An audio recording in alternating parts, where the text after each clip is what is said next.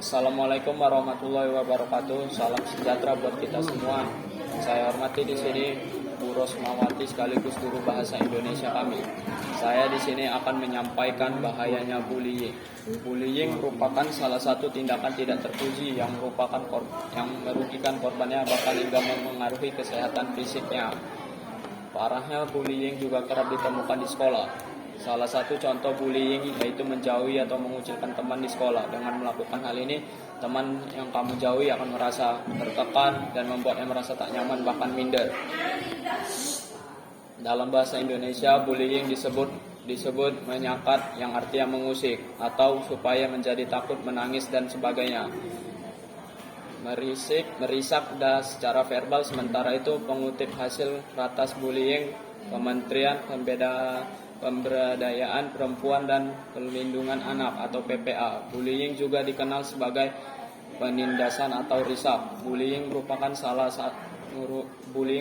segala bentuk penindasan atau kekerasan yang dilakukan dengan sengaja oleh satu orang kepada sekelompok orang yang lebih kuat atau berkuasa terhadap orang lain dengan tujuan untuk menyakiti dan dilakukan secara terus-menerus. Menurut UNICEF, bullying bisa diidentifikasi lewat 3 karakteristik, yaitu disengaja atau untuk menyakiti, terjadi secara berulang-ulang, dan ada perbedaan kekuasaan. Bullying biasa terjadi secara langsung atau online. Bullying online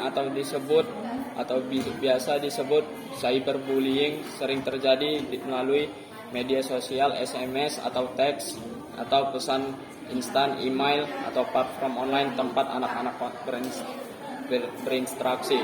Jenis-jenis bullying. 1. Kontak fisik langsung. Bullying secara fisik paling tampak dan mudah diidentifikasi. Contoh bullying fisik yaitu memukul, mendorong, menjambak, menendang, menampar, menguji seseorang dalam ruangan, mencubit, mencekik, menggigit, mencakar, meludahi dan merusak, serta menghancurkan barang-barang milik anak yang terlindas. Kontak verbal langsung.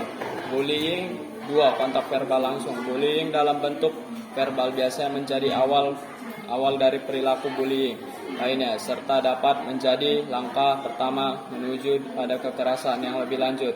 Contoh bullying verbal yaitu julukan nama, celaan, fitnah, sarkasme, merendahkan, mencela atau mengejek. 3. Perilaku nonverbal langsung.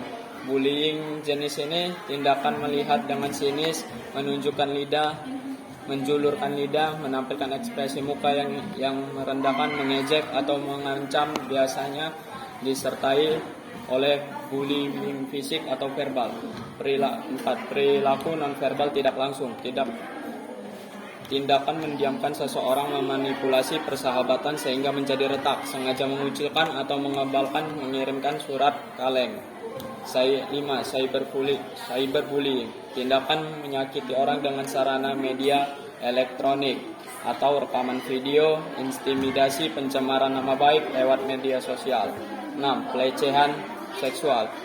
Kadang tindakan pelecehan dikategorikan perilaku agresi fisik atau verbal. Penyebab bullying. 1. Keluarga. Perilaku bullying seringkali berasal dari keluarga yang bermasalah, orang tua yang sering menghukum anaknya, serta berlebihan atau situasi rumah yang penuh stres, agresi dan permusuhan. Anak akan mempelajari perilaku bullying ketika mengamati konflik-konflik yang terjadi pada orang tua mereka dan kemudian menirunya terhadap teman-temannya.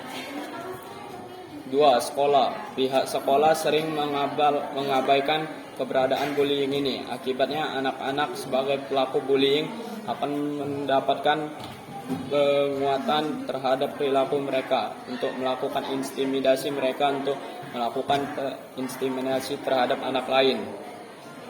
Bullying berkembang dengan pesat dalam lingkungan sekolah, sering memberikan masukan negatif pada siswanya.